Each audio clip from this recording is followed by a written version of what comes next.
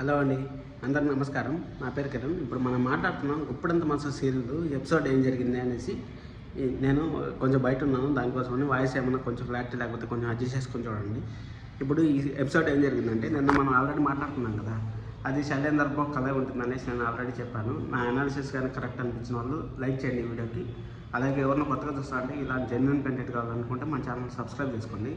ఇప్పుడు నేను మాట్లాడేది ఏమంటే, ఈరోజు శైలేందర్ బాబుది అసలు మొత్తము ఒక 10 నిమిషాల స్టోరీ మొత్తం కళ్ళలాగానే జరిగింది.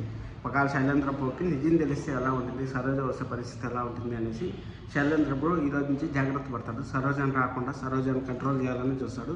అక్కడ ఋషి సార్ కూడా చాలా మిస్టేక్ చేస్తాడు. చాలా అంటే మామూలు మిస్టేక్ కాదు అసలు.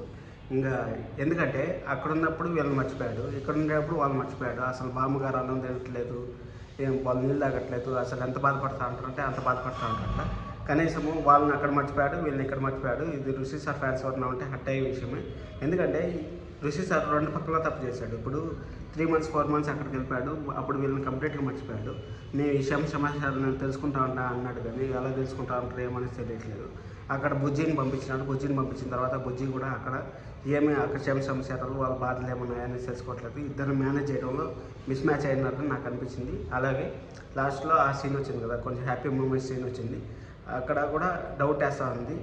అక్కడ ఋషి సారు ఏం చేస్తారు అనేసి. లాస్ట్ మూమెంట్ వరకు నేను నిర్ణయం తీసుకోలేను, నాకు నిజాలు తెలుస్తూ ఉంటాయి అనేసి ఋషి సార్ చెప్పాడు. మా ఎండి విషయంలో కానీ కాలేజీ విషయంలో కానీ. వజ్ర గారు చూడండి, ఇప్పుడు కూడా కాలేజీ గురించి ఆలోచిస్తూ ఉంటారంటే వజ్ర గారు హ్యాండ్స్ ఆఫ్ టు యూ.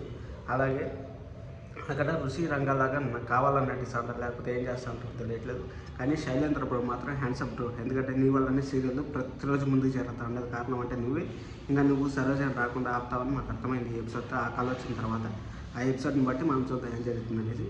కొత్తగా చూసుకుంటే మాత్రం సబ్స్క్రైబ్ చేసుకోండి. Thank you so much. జై శ్రీ కిరణ్. Bye bye.